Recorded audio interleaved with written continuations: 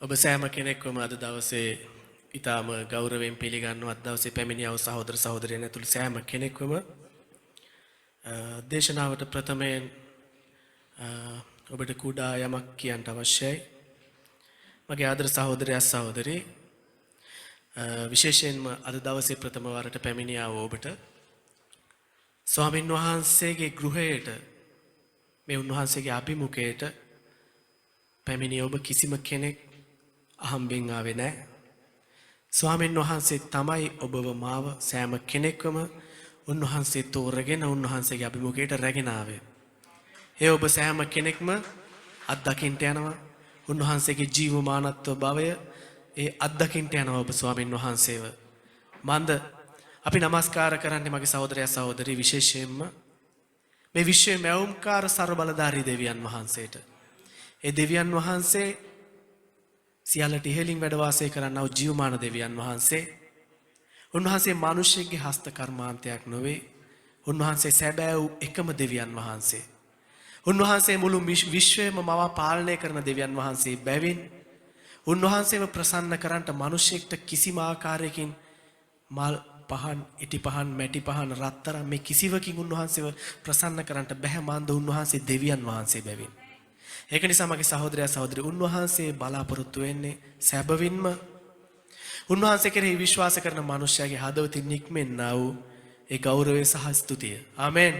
එබැවින් මේ මැදේ උන්වහන්සේගේ නාමයේ ඉදිරියේ උන්වහන්සේ අපගේ ජීවිතවල කළ යහපත් දේ සිහි කරමින් අපි පුරා පැයක් උන්වහන්සේට ප්‍රශංසා කෙරුවා. උන්වහන්සේ අපට දුන්නා වූ ඒ ආරක්ෂාව, උන්වහන්සේ අපට දී තිබෙනා වූ සැපයීම, මේ සියල්ල උන්වහන්සේ අපට දුන්නු බව සිහි කරමින් උන්වහන්සේ පාපෙන්, ශාපෙන්, රෝගයෙන් අපව ආරක්ෂා කළ බැවින්, ගැලවුව බැවින් අපි උන්වහන්සේට පුරා පැයක් ස්තුති කෙරුවා. මේ මොහොතේ අපි අසන්ට යනවා උන්වහන්සේගේ කැමැත්ත කුමක්ද අපේ ජීවිතේ කියලා. ආමෙන්.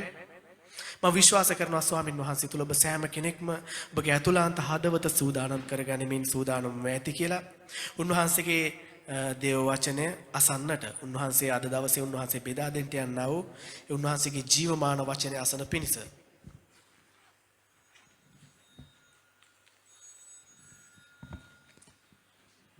හලෙලුයා. කවුරු හරි උදව් කරන්න සිස්ටර් හේමට, බ්‍රදර් නිෂාන් උදව් කරන්න සිස්ටර් හේමට. හරි. අද දවසේ මම ඔබෙන් දේශනාවට ප්‍රථමයෙන් එක් ප්‍රශ්නයක් අහන්න යනවා. ඔබ කී දෙනෙක් කැමතිද මේ ලෝකයේ සිටින වාසනාවන්ත මිනිසෙක් වෙන්න? ආමෙන්. අකමැති කියලා කිසිම කෙනෙක් නැහැ. අපි සෑම කෙනෙක්ම කැමති වාසනාවන්ත මිනිසෙක් වෙන්න. නමුත් ලෝකාකාර මිනිසයන්, එහෙමත් නැත්නම් දෙවියන් වහන්සේව හරිහැටි අවබෝධ නොවූ මිනිසයන් සිතනවා වාසනාව කියලා කියන්නේ මුදල් කියලා. ඔවුන් සිතනවා වාසනාව කියන්නේ මුදල් කියලා. අතේ මිටේ යහමි මුදල් තිබෙනවා නම් ඒ තමයි වාසනාවන්තකම. එහෙමත් නැත්නම් නිරෝගී ජීවිතයක්, සැප ජීවිතයක් ගත කරනවා නම් කිසිදු හිඟයකින් තොරව ප්‍රශ්න නැත්තම් ඔවුන් සිතනවා මම හරිම වාසනාවන්ත මිනිසෙක් කියලා. නමුත් සැබෑ වූ වාසනාව නම් ඒ නෙමෙයි මගේ සහෝදරයා සහෝදරී.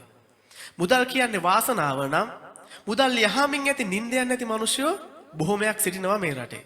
අපි දකිනවා අසමාදානයේ, වියවුල්කම, හිතේ සැනසීම නැතුව මෙවැනි කාරණා බොහෝමයක් තුල සිටිනා වූ බොහෝ මිනිසයන් අපි දැකලා තිබෙනවා. නමුත් උන්ට මුදල් තිබෙනවා. පැහැදිලි? මුදල් නෙමෙයි ඇත්තටම වාසනාවන්තකම කියලා කියන්නේ. සැබෑ වූ වාසනාවන්තකම නම් මගේ සහෝදරයා සහෝදරී අද දවසේ ඔබත් මා ස්වාමින් වහන්සේගේ අභිමුඛයේ සිටීමයි, උන්වහන්සේගේ පාද පාමුල සිටීමයි. ආමෙන්. සත්‍ය දැනගෙන උන්වහන්සේගේ වචනේ කියනවා නුඹ සත්‍ය දැනගන්නවා ඇත, සත්‍ය නුඹව නිදහස් කරනවා ඇත කියලා. ඔබ කොපමණට උන්වහන්සේගේ සත්‍ය දැනගන්නට යනවද, එපමණට ඔබව නිදහස් වෙන්න යනවා. ඒ නිදහස්කම තමයි සැබෑ වූ වාසනාවන්ත ජීවිතයක් කියලා කියන්නේ. හලෙලුයා. හලෙලුයා. අපි ඇතුල් වෙමු දේශනාවට. යෙසායා පොතේ අපි බලමු. යෙසායා දිවසිවරයාගේ පොතේ 26 වෙනි පරිච්ඡේදයේ 3 වෙනි පදයෙන් මේ තමයි මූලික බයිබල් පදය අපි දේශනාව තුල තිබෙන්නා වූ. ඒ වගේම අද දවසේ දේශනාව කොටස් දෙකකින් යුක්ත වෙන්න යනවා. අපි කාලේ කළමනාකරණය කරගෙන ඊට ඇතුල් වෙමු. යෙසායා 26 වෙනි පරිච්ඡේදයේ 3 වෙනි පදය. ඉසායා 26 වෙනි පරිච්ඡේදයේ 3 වෙනි පදේ මම කියවනවා ඔබ හොඳින් අසා ගන්න. ඔබ කෙරෙහි සිත තබා සිටින තැනැත්තා ඔබ කෙරෙහි විශ්වාස කරන බැවින් ඔබ ඔහු ශාන්ත සමාදානයෙන් ආරක්ෂා කරන සේක.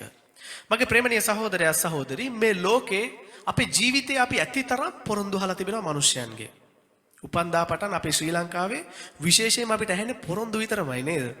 අපිට බොහොමයක් දේශපාලන පොරොන්දු මෙවැනි පොරොන්දු ඇහෙනවා. ආදරය කරන කාලේ තව පොරොන්දු තියෙනවා. මෙවැනි බොහෝ පොරොන්දු තිබෙනවා. නමුත් ඒයින් බොහොමයක් ඉෂ්ට වෙන්නේ නැහැ. නමුත් උන්වහන්සේ කියනවා මම පොරොන්දු කඩ කරන්න මිනිස්සෙක් නෙමෙයි කියලා. උන්වහන්සේ දෙවියන් වහන්සේ. උන්වහන්සේ කුමක්ද කියන්නේ? ඔබ කෙරෙහි සිත තබා සිටින තැනැත්තා ඔබ කෙරෙහි විශ්වාස කරන බැවින් ඔබ ඔහු ශාන්ත සමාදානයෙන් ආරක්ෂා කරන සේක කියලා ඊටාම අනර්ග පොරොන්දුවක් උන්වහන්සේ දෙනවා. ඔබට මට කරන්න තිබෙන්නේ කුමක්ද? උන්වහන්සේව විශ්වාස කිරීම සහ උන්වහන්සේ කෙරෙහි සිත තබා සිටීම. අද දේශනාවේ මාතෘකාව දෙවියන් වහන්සේ කෙරෙහි සිත තබා සිටින මනුෂ්‍යයා. මේ තමයි මාතෘකාව. එතකොට මගේ සහෝදරයා සහෝදරී විශේෂයෙන්ම ඔබ කෙරෙහි සිත තබා සිටින තැනැත්තා කියනකොට කොයි ආකාරයෙන්ද අපේ සිත තිබිය යුත්තේ? එහෙම නැත්නම් කිතුණුවෙක්ගේ හිතක් ස්වාමීන් වහන්සේ ඉදිරියේ කොයි ආකාරයෙන් තිබිය යුතුද කියන කාරණේ ඊටාම වැදගත් වෙන්න යනවා. අපි එකින් එක විමසා බලන්න යනවා. අපි බලමු ප්‍රථමයෙන් මේ සම්බන්ධයෙන් පිලිපි පොතේ 2 වෙනි පරිච්ඡේදයේ 5 වෙනි පදේ. පිලිපි පොතේ 2 වෙනි පරිච්ඡේදයේ 5 වෙනි පදය.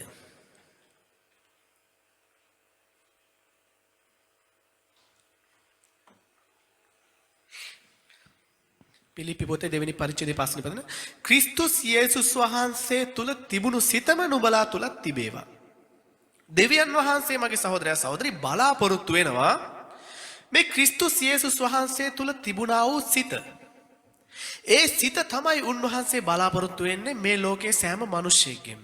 ඔබත් මමත් දන්න කාරණයක් තමයි ක්‍රිස්තුස් යේසුස් වහන්සේ කියන්නේ 100% දෙවියන් වහන්සේ. උන්වහන්සේ මිනිසයාගේ පාපයෙන් ශාපෙන් මිනිසයාව ගලවන පිණිස උන්වහන්සේගේ දෙවිකම අත්හරින්මින් මේ පොළොව තලයට ඇවිල්ලා උන්වහන්සේ මනුකයක් දරාගෙන පූජාවක් වුණා. ඒ පූජාව කරන කොටගෙන අද දවසේ ඔබව මාව පාපෙන් ශාපෙන් එමත් නැත්තම් සදාකල් ගිනිවිලේ දඬුවමින් අද දවසේ නිදහස් වී තිබෙනවා. එතකොට කුමක්ද මෙතන කියන්නේ? ඒ උන්වහන්සේ මිනිසයා දෙස බැලූ ආකාරයේ ඇසක් අපිට තිබිය යුතුයි, සිතක් අපිට තිබිය යුතුයි කියලා කියනවා. මෙවැනි ආකාරයේ සිතක් තිබෙන මිනිසෙක්ගෙන් තමයි ස්වාමීන් වහන්සේ එසේ සිත තිබෙන මිනිසෙක්ව තමයි උන්වහන්සේ කලින් පදයක් බැලුවා. ඔබ කෙරෙහි සිත තබා සිටින තැනැත්තා. එවැනි ආකාර සිතක් තිබෙන්න අවශ්‍ය වෙනවා ස්වාමීන් වහන්සේ කෙරෙහි සිත තබා සිටින මිනිසෙක්ට. කුමක්ද කියනවා නම් පැහැදිලි කරන්න. ස්වාමීන් වහන්සේ කෙරෙහි සිත තබා සිටින මිනිසෙක්ට තිබෙන්න ඕන කොයි ආකාරයේ සිතක්ද? ක්‍රිස්තුස් වහන්සේගේ සිත හා සමාන සිතක්. හලෙලුයා. ඔබට පැහැදිලි.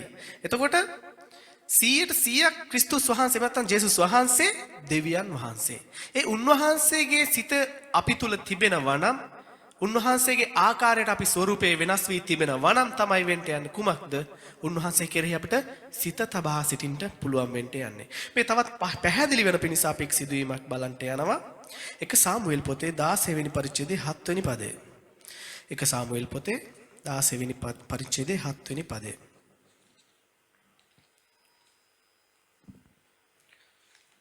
පළමුවෙනි සාමුවෙල් පොතේ 16 වෙනි පරිච්ඡේදයේ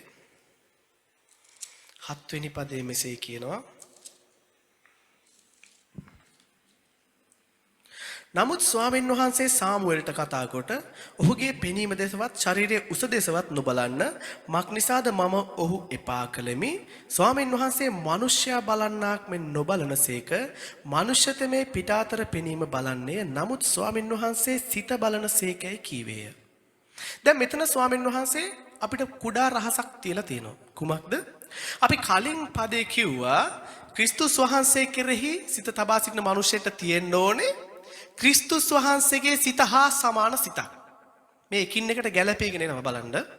ඊළඟට උන්වහන්සේ කියනවා මම මිනිසයා බලන්නක් වගේ මූණ දිහා බලන්නේ නැහැ. මම සිත බලන දෙවියන් වහන්සේ.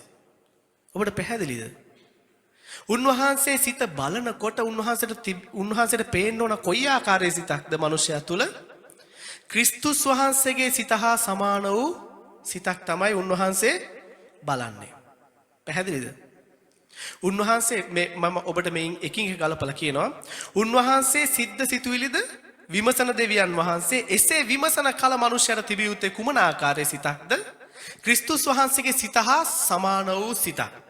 ඊළඟට 13 වෙනි පරිච්ඡේදයේ 14 වෙනි පදේ කුමක්ද කියන්නේ? එක සාමුවෙල් පොතේම ඔබ පෙරලන්න 13 වෙනි පරිච්ඡේදයේ 14 වෙනි පදේ. එතනදී කියනවා දෙවියන් වහන්සේ නමුත් දැන් නුඹේ රජකම පවතින්නේ නැත. ස්වාමීන් වහන්සේ නුඹට අන කළ දේ නුඹ රක්ෂා නොකළ බැවින් උන්වහන්සේ තමන්ගේ සිතට එකඟ වූ මිනිසෙකු සොයාගෙන තමන්ගේ සිනක කෙරෙහි අධිපතියාවෙන්ට ඔහු නියම කර තිබේයයි කීවේය. කවුද සිතට එකඟ මිනිසයා? දාවිත් රජතුමා. දැන් ස්වාමීන් වහන්සේගේ සිතට එකඟ මිනිසෙක් උන්වහන්සේ හොයාගත්තයි කියලා කියනවා. මම ඔබට නැවතත් එකින් එක කියන්න යනවා. උන්වහන්සේ සිද්ද සිතුවිලිද බලන කල උන්වහන්සේට පේන්න අවශ්‍ය වෙනවා මිනිසයා තුල කාගේ සිත තියෙනවද? ක්‍රිස්තුස් වහන්සේගේ සිත තියෙනවා අවශ්‍ය වෙනවා. එසේ දකින කල උන්වහන්සේ කියනවා ඒ මිනිසයා කොයි ආකාරයේ මිනිසෙක්ද? උන්වහන්සේගේ සිතට එකඟ මිනිසෙක් කියලා. පැහැදිලි? අද දවසේ කතා කරන්නේ උන්වහන්සේ කෙරෙහි සිත තබා සිටින මිනිසයා ගැන. උන්වහන්සේ කෙරෙහි සිත තබා සිටින මිනිසයා කොයි ආකාරයේ සිතකින් යුක්ත විය යුතුද? ක්‍රිස්තුස් වහන්සේගේ සිත ඔහු තුල තිබිය යුතුයි. ක්‍රිස්තුස් වහන්සේගේ සිත ඔහු තුල තිබිය යුතුයි ප්‍රථමයෙන්ම.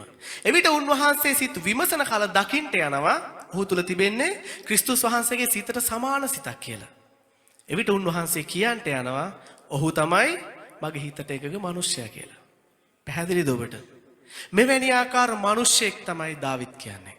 මගේ ප්‍රේමණීය සහෝදරයා සහෝදරී අද දවසේ දේශනාවේදී මම බලන්ට යනවා අපි සම කෙනෙකු බලන්ට යමු. මේ ස්වාමීන් වහන්සේගේ සිතට එකඟ මිනිසයා දෙවියන් වහන්සේ කෙරෙහි සිත තබා සිටියේ කොහොමද කියලා. මේ තමයි බලන්ට යන්නේ. අපි හැමදාම මගේ සහෝදරයා සහෝදරී ක්‍රිස්තුස් වහන්සේව নমස්කාර කරන්නා වූ කිතුණුවන් කිව්වට මදි වෙන්න යනවා. උන්වහන්සේ ඔබේ සිත මගේ සිත විමසන කල උන්වහන්සේට පේන්න අවශ්‍ය වෙනවා කුමක්ද? ක්‍රිස්තුස් වහන්සේගේ ස්වරූපයට අවශ්‍ය වූ මිනිසෙක්ගේ සිතක්. එහෙමත් නැත්නම් උන්වහන්සේ කෙරෙහි සිත තබා සිටිනා වූ මිනිසෙක්ගේ ලක්ෂණ. මේ මගේ සහෝදරයා සහෝදරී අද දවසේ පැමිණියා වූ සහෝදරෙක්ට උනත් තේරුම් ගන්න පුළුවන් ඊටාම වැදගත් දෙයක්. මන්ද මේ රහසක් උන්වහන්සේ ගාවට පැමිණියාට පසු මගේ සහෝදරයා සහෝදරී ඔබේ ජීවිතයේ ස්වාමීන් වහන්සේ බලාපොරොත්තු වෙන්නේ මෙන්න මේ ආකාරයේ දෙයක්. ඔබෙන් උන්වහන්සේ බලාපොරොත්තු වෙන්නේ නැහැ ඔබේ මුදල්. උන්වහන්සේ බලාපොරොත්තු වෙන්නේ නැහැ ඔබේ රන් රිදී. මේ කිසිවකට බෑ මේ දේවල් අවශ්‍යයි නම් උන්වහන්සේ දෙවි කෙනෙක් වෙන්න යන්නේ නැහැ. උන්වහන්සේ දෙවියන් වහන්සේ. උන්වහන්සේට මේ දේවල් වලින් කිසිම ප්‍රයෝජනයක් නැහැ.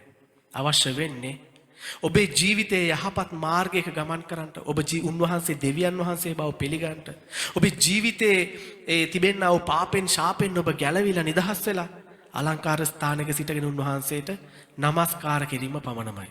ආමෙන්. හලෙලුයා. ඊළඟට දෙවිඳුන් කෙරෙහි සිත තබා සිටින මිනිසයාගේ අලංකාර සිදුවීමක් අපි බලන්ට යනවා. එක සාමුවෙල් පොතේ 24 වෙනි පරිච්ඡේදයේ පළවෙනි පදයේ සිට.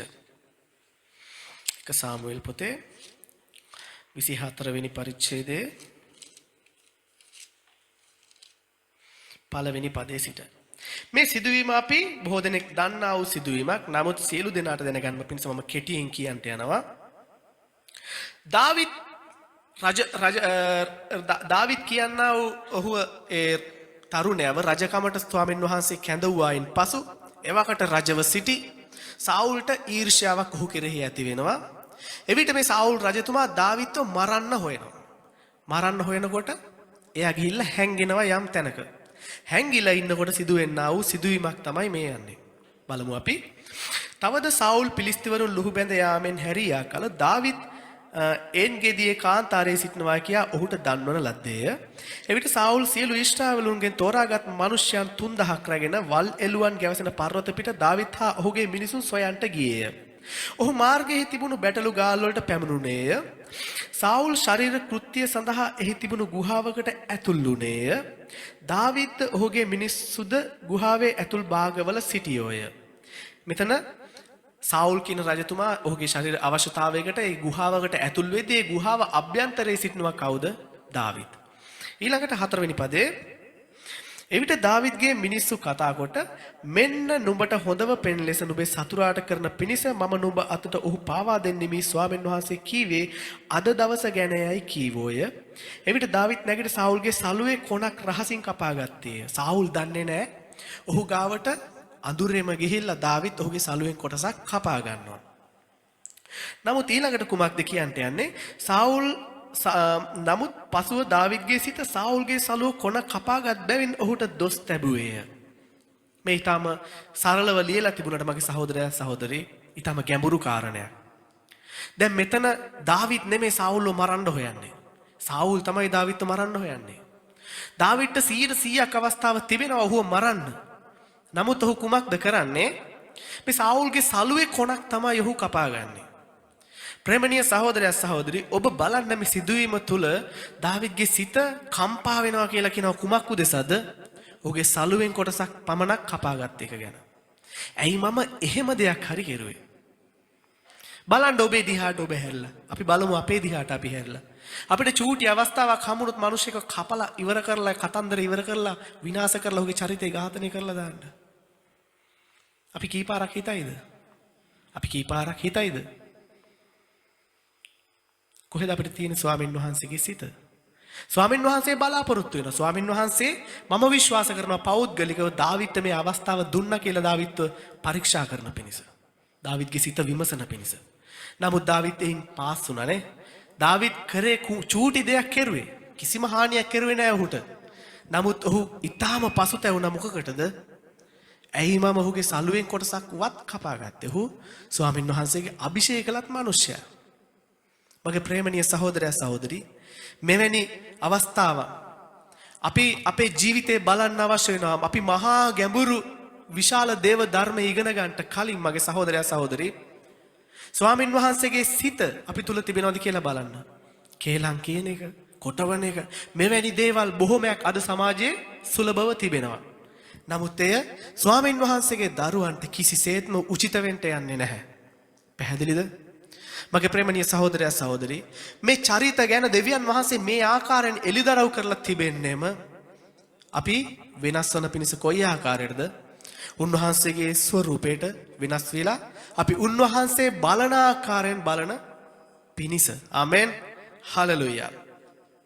ඊළඟට ඊටම වැදගත් සිදුවීමක් බලන්න යමු. තවත් ස්වාමින් වහන්සේ කෙරෙහි සිත තබා සිටින්නාගේ සිත කොයි ආකාරයද කියලා ගීතාවලිය පොතේ 27 වෙනි පරිච්ඡේදයේ 4 වෙනි පදේ. ගීතාවලිය පොතේ 27 වෙනි පරිච්ඡේදයේ 4 වෙනි පදේ. එතන කියනවා ඒ දාවිත් රජතුමා විසින්ම කියනවා ස්වාමින්ගෙන් එක් දෙයක් ඉල්ලමි ඒක සොයන්නෙමි. එනම් ස්වාමින්ගේ අලංකාරය දකින පිණිසත් උන්වහන්සේගේ මාලිගාවේ භාවනා කරන පිණිසත් මාගේ ජීවිතයේ සියලු දවස්වලදී ස්වාමින් වහන්සේගේ ගෘහේ වාසය කිරීමත්ය. පැහැදිලිද ඔබට? කුමක්ද කියන්නේ? උන්වහන්සේ ස්වාමින්ගේ අලංකාරය දකින පිණිස උන්වහන්සේගේ මාලිගාවේ භාවනා මාගේ ජීවිතයේ සියලු දවස්වලදී උන්වහන්සේගේ ගෘහේහි වාසය කිරීම. කොහෙද සිත තිබෙන්නේ? ස්වාමින්ගේ මමත් එක් දෙයක් ඉල්ලමි. ඉතාලියෙන් හොඳ ගයක් ඕනේ ස්වාමිනී. වාහනයක් ඕනේ ස්වාමිනී. සැප ජීවිතයක් ඕනේ ස්වාමිනී. රස්සාවක් ඕනේ ස්වාමිනී. මගේ දරුවන්ට හොඳ අධ්‍යාපනයක් ඕනේ ස්වාමිනී. මේ රජෙක් ඉල්ලපු ඉල්ලීමකුයි අපේ ඉල්ලීමකුයි අපි බලමුද? මේ රජතුමාට ඉල්ලන්න තිබුණ මොනවාද? ස්වාමිනී මට අර රටත් ඕනේ. මේ රටත් ඕනේ. අර ගොල්ලෝ යටත් කරගන්නත් ඕනේ. මේ ගොල්ලෝ යටත් කරගන්නත් ඕනේ. බලන්න දාවිත් රජතුමෙක්. එයාට කිසි දෙයකින් අඩුවක් නැහැ. එයා මොනවාද ඉල්ලුවේ? මගේ අන්තිම හුස්ම දක්වාම ඔබගේ අභිමුඛය ඔබගේ පාමුල ඔබගේ සෙවණේ ගත කරන්න කරුණාව දෙන්න ස්වාමිනී කියලා ඉල්ලුවා. කොහොමද ස්වාමින් වහන්සේ කෙරෙහි සිත තබා සිටින මිනිසෙක්ගේ ස්වභාවය? ඔබටත් මටත් මේ පිපාසය තිබිය යුතුමයි. කිතුණුවෙක් නම් අපි තුල තිබිය යුතු එකම පිපාසය අපේ ස්වාමින් වහන්සේගේ පාමුල උන්වහන්සේගේ අභිමුඛය ගත කරන්න ඕනේ ස්වාමිනී කියන එක විතරයි. උන්වහන්සේ කියනවා රාජ්‍ය ධර්මිෂ්ඨකමත් හොයන්න ඉතුරු සේරම මම දෙනවා. ඇයි වද වෙන්නේ? ඇයි වද වෙන්නේ? අත්දැකීම් තියෙන බොහොමයක් ඉන්නවා මේ මැද්දේ. උන්වහන්සේ තුල උන්වහන්සේගේ රාජ්‍යයට වැය වෙනකොට ආශිර්වාද ලැබපු. ඔබ විශ්වාස කරන්න මම නැවත වරක් කියනවා අද දවසේ පැමිණියා ඔබ සැමට. ඔබ විශ්වාස කරන්ට ඔබ පැමිණ සිටින්නා වූ හරිම තැනට නියම පැයේ ඔබ පැමිණ සිටින්න මගේ සහෝදරයා සහෝදරී. හරිම පැයේ හරිම තැනට ඔබ ස්වාමීන් වහන්සේ ගෙනත් තිබෙනවා. ඔබ උන්වහන්සේ කෙරෙහි පමණක් විශ්වාස කරන්ට උන්වහන්සේ දිහා පමණක් බලන්න මගේ සහෝදරයා සහෝදරී. ඔබට වරදින්ට යන්නේ නැහැ. මන්ද උන්වහන්සේ කියන්නේ නැවත කියනවා මම ඔබට උන්වහන්සේගේ රාජ්‍ය ධර්මිෂ්ඨකමත් ඔබ හොයන්න එවිට ඔබේ සියලු හිඟකම් උන්වහන්සේ සම්පූර්ණ කරන්නට යනවා ඇත. ආමෙන්. හාලෙලූයා. උන්වහන්සේ බලවත් ප්‍රේමණීය දෙවියන් වහන්සේ. ස්වාමීන් වහන්සේ හරි යහපත් දෙවියන් වහන්සේ. මිනිස්සු හරි කැමති උන්වහන්සේ තුල උන්වහන්සේගේ ආශිර්වාද අපිට ලැබෙනවා. ආශිර්වාද ගැන කතා කරනවා. ආශිර්වාද උරුම වෙනවා. හරි ආසාවෙන් අහන් ඉන්න හරි මාසයි. මමත් ආසයි. ඒක අපේ මනුෂ්‍ය ස්වභාවය. නමුත් මම කිව්වා මේ දේශනාවේ දෙවෙනි කොටසකුත් තියෙනවා කියලා. අපි දැන් ඇතුල් වෙමු උන්වහන්සේගේ දෙවෙනි කොටසට දේශනාවේ දෙවෙනි කොටසට ඇතුල් වෙමු. ඒකත් අපි බලන්න යන්නේ අලංකාර සිදුවීම් දෙකකින්. පළවෙනි සිදුවීම 1 සාමුවෙල් 15 වෙනි පරිච්ඡේදයේ 24 වෙනි පදේ. ස්වාමීන් වහන්සේ කෙරෙහි සිත නොතබා සිටින්නා වූ මිනිසෙක් කොයි වගේ වෙන්න යනවද? ඔහුට කුමක් දත් වෙන්නා වූ වීරනම. අපි මේකත් දැනගෙනම තමයි යන්න අවශ්‍ය වෙන්නේ. හලෙලූයා. 15 වෙනි පරිච්ඡේදයේ 24 1 සාමුවෙල් 15:24. 1 සාමුවෙල් 15:24 මම කියවනවා ඔබ හොඳින් අහගන්න. සාවුල් සාමුවෙල්ට කතා කොට මම පව් කළමි මක් නිසාද මම සෙනගට බය වී ඔවුන්ගේ හඬට කීකරු වූ බැවින් ස්වාමින් වහන්සේගේ ආඥාවද ඔබගේ වචනේද කඩ කළමි. දැන් මේ සිදුවීමත් අපි දකිනවා. සාවුල් කියන රජතුමා පූජකයා කරන්ට යුතුව තිබුණා වූ ඔහු නොකළ යුතු වූ යමක් ඒ දවසේදී කරනවා. එතනදී ඔහු දෙවියන් වහන්සේව කෝප ගන්නවනවා. ඒට හේතුව හැටියට ඔහු කුමක්ද මෙතන කියන්නේ? සාවුල් සාමුවෙල්ට කතා කොට මම පව් කළේ මක් නිසාද මම සෙනගට බය වේ. ඊටම වැදගත් දෙයක් කියනවා. ස්වාමින් වහන්සේ කෙරෙහි සිත නොතබා සිටින්නා වූ මනුෂ්‍යගේ ප්‍රධාන ලක්ෂණයක් තමයි ඔහු බයෙන් ජීවත් වෙන්නේ. බයෙන් ජීවත් වෙන්නේ. හැමතිස්සෙම බයෙන් ජීවත් වෙන්නේ. සාවුල්ට දෙවියන් වහන්සේ සාමුවෙල් කරන කොටගෙන ඒ රජතුමාට වගකීමක් පැවරුවා. මගේ සෙනගට උඹ රජකම් කරපන්. මගේ සෙනග ආණ්ඩු කරපන්, ආරක්ෂා කරපන්, පෝෂණය කරපන්. මේක තමයි වගකීම. නමුත් ඔහු ඇයි සෙනගට බය වුනේ? ඔහුට සෙනග නෙමෙයි දුන්නේ අවස්ථාව. ඇයි ඔහු සෙනග කෙරෙහි බය වුනේ? ඇයි සෙනග කෙරෙහි බය වුනේ? බලන්න යනවා. 13 වෙනි පරිච්ඡේදයේ 11 වෙනි පදේ. ඒ පොතේම 13 වෙනි පරිච්ඡේදයේ 11 වෙනි පදය. 11 වෙනි පදේ මෙසේ කියනවා. සාමුවෙල් නුඹ කුමක් කෙලෙහි දැයි ඇසීය? සාවුල් කතා කොට සෙනග මා වෙතින් විසිරී යන බව නියම කළ දවසේ ඇතුළතදී සෙනග මා කෙරෙන් විසිරී යන බව මිනිස්සු ඔහුගෙන් ඈත් වෙයි කියන බය තිබුණේ. පැහැදිලිද? මිනිස්සු ඔහුගෙන් ඈත් වෙනවට බය තිබුණේ. දෙවියන් වහන්සේ යම් මිනිසෙට වැඩක් බාර දුන්නා නම් ඒ වැඩ දෙවියන් වහන්සේ කෙරෙහි බලාගෙන ස්වාමින් වහන්සේ තුල කලන්න ඕනේ මගේ සහෝදරයා සහෝදරිය. මේ ස්වාමින් වහන්සේ කෙරෙහි සිත නොතබා සිටින්නා වූ මනුෂ්‍යගේ ප්‍රධාන ස්වභාවය තමයි ඔහු කැමති ඔහු වටේට මනුෂ්‍යයන් රැස් කරගන්න. ඔහුගේ වගකීම කෙසේ වෙතත් ඒ මනුෂ්‍යයන් විසිරී නොයන පිණිස ඔහු ඕනම දෙයක් කරන්නට යනවා. ඕනම පහත් දෙයක් කරන්නට යනවා. දැන් සාමුවෙල් කෙරුවේ ඒ වගේ දෙයක් තමයි. ඔහුට යුතු නැති, ඔහුට අයිති නැති, ඔහුට ගැළපෙන්නේ නැති යමක් ඔහු කෙරුවා. ඇයි ඒ? සෙනග ඔහු කෙරෙන් යයි කියලා බයට. ඔහු සෙනග රඳව ගන්න පිණිස තමයි මේ දේ කෙරුවේ. ස්වාමීන් වහන්සේ කෙරෙහි සිත තබා සිටින් නැති මිනිසෙක්ගේ ප්‍රධාන ලක්ෂණය මේ. මගේ ප්‍රේමණීය සහෝදරයා සහෝදරි, අපි දෙවියන් වහන්සේ තුල මේ ගමන යන විට 100% උන්වහන්සේ සිත විමසන බව දැනගෙන උන්වහන්සේ ඉදිරියේ හැසිරෙමින් උන්වහන්සේ දුන්නු වගකීමට විශ්වාසවන්තව සිටිය යුතුයි. ඇයි? රජුන්පත් කරන්නේත් පහ කරන්නේත් දෙවියන් වහන්සේ. ආමෙන්. හලෙලූයා. ඊළඟට ඊටම අදාළව කියනවා යෙරමියා 17 වෙනි පරිච්ඡේදයේ 5 වෙනි පදේ දාන්න පුතා. යෙරමියා 17:5. යෙරමියා 17 වෙනි පරිච්ඡේදයේ 5 වෙනි පදේ කුමක්ද කියන්නේ? ස්වාමින් වහන්සේ මෙසේ කියනසේක මනුෂ්‍යයා කෙරෙහි විශ්වාස කරන්නා වූ මාංශය තමාගේ හස්තේ කොට තබා ගන්නා වූ සිතින් ස්වාමින් වහන්සේ කෙරෙන් පහව යන්නා වූ මනුෂ්‍යයා ශාපලත් දෙක්ය. වැදගත් යමක් තිබෙනවා මේ තුල ඉගෙන ගන්න අපිට. කුමක්ද? ඔබ විශ්වාස කරන්නට අවශ්‍ය ස්වාමීන් වහන්සේගේ හස්තේ විතරමයි මේ සන්ධ්‍යාවේ. ඔබට මට උපකාර පැමිණෙන්නේ කොහෙන්ද? අහස පොළව මැවූ ස්වාමීන් වහන්සේගෙන් විතරයි. එතනින් එහාට ඒක නිසා තමයි සාවුල් තමුන්ගේ කඩුව පිට වැටිලා මැරුණේ. තේරුණාද? ඔහු ආලේප කෙරුවේ දෙවියන් වහන්සේ තමයි. දාවිත් වගේම ආනුභාව සම්පන්න ආලේපින් ඔහු ආලේප කෙරුවා. නමුත් ඔහුගේ කඩුව පිට වැටුනේ ඇයි? ඔහු ශාපලද්දෙක් වුණා. මේ ක්‍රියාවල් සියල්ලම එකතු වෙලා තමයි ඔහු දෙවියන් වහන්සේගේ සිත බින්දේ රිදෙව්වේ.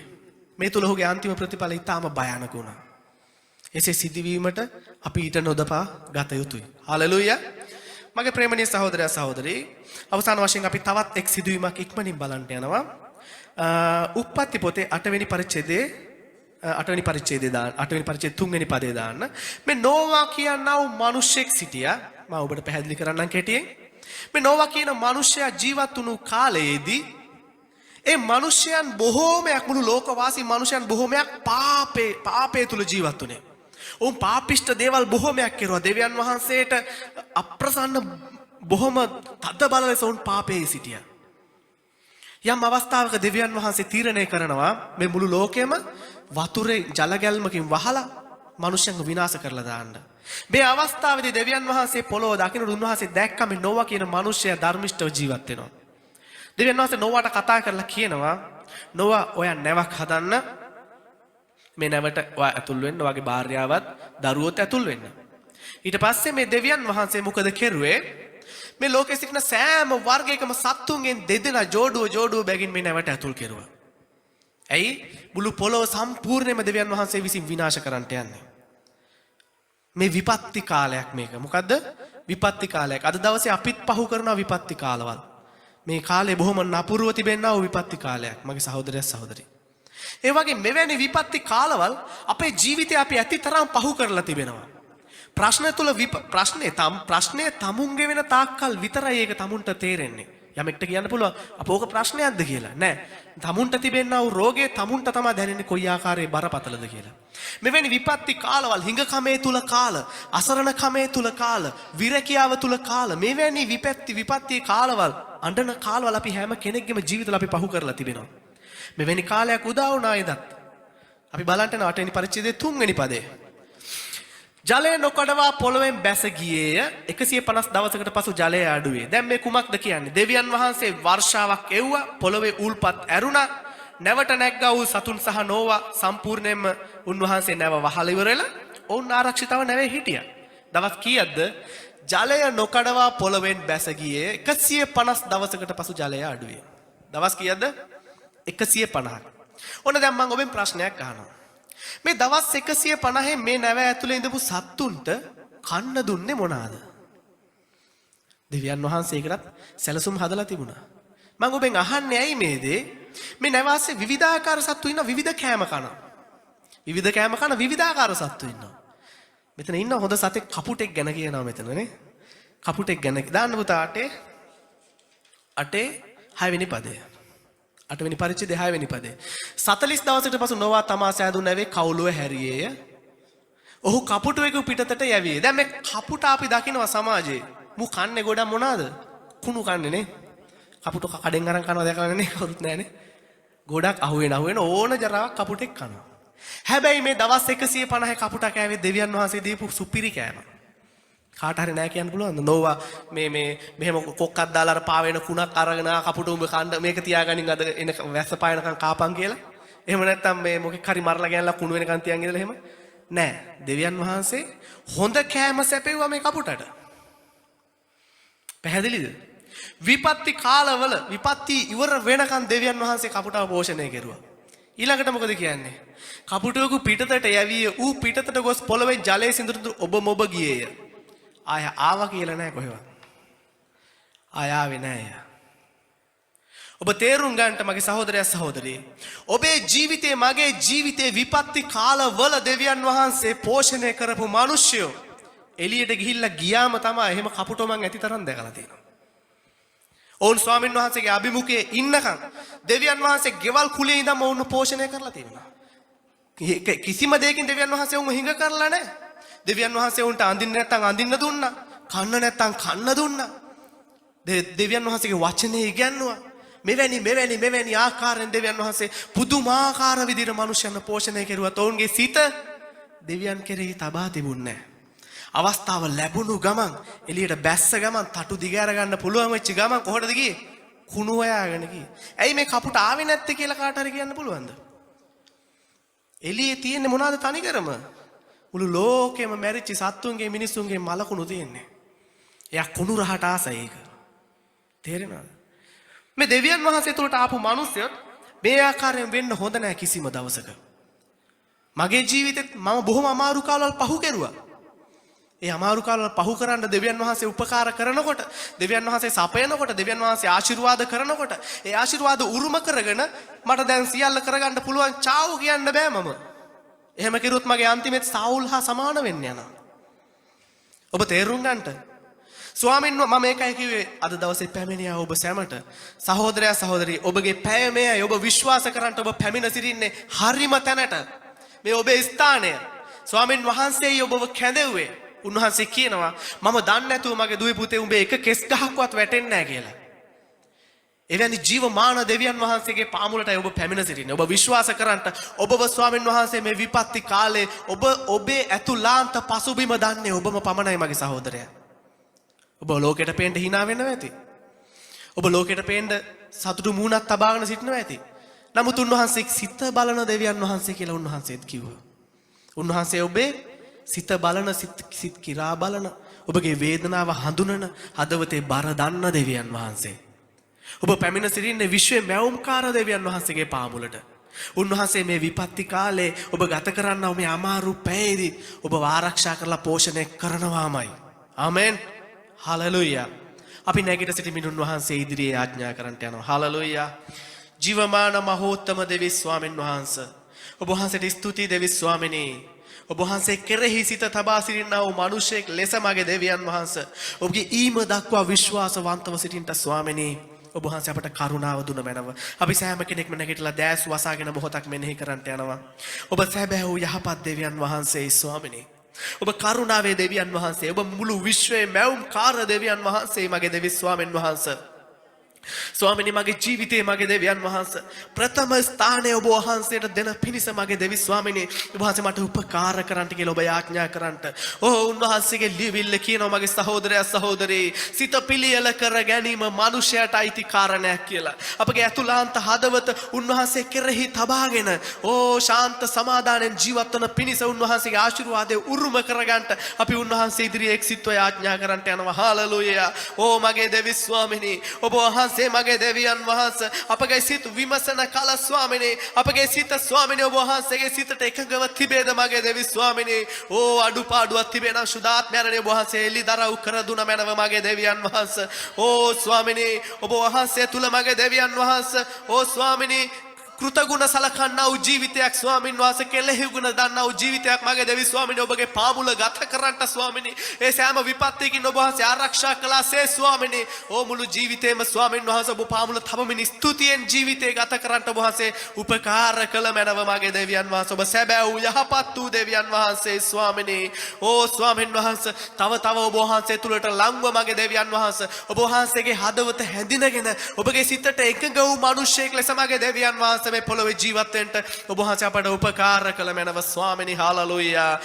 බලවන්ත ජීවමාන දෙවි රජුරුවන්න් වහන්සේ සියල්ලෙහි සියලු මහිමයත් ගෞරවයත් ස්වාමින් වහන්සේ ඔබගේ ශුද්ධ නාමයටම පුද කරනවා ස්වාමිනේ. හාලෙලූයා. යේසුස් වහන්සේගේම නාමයෙන් ආමෙන්.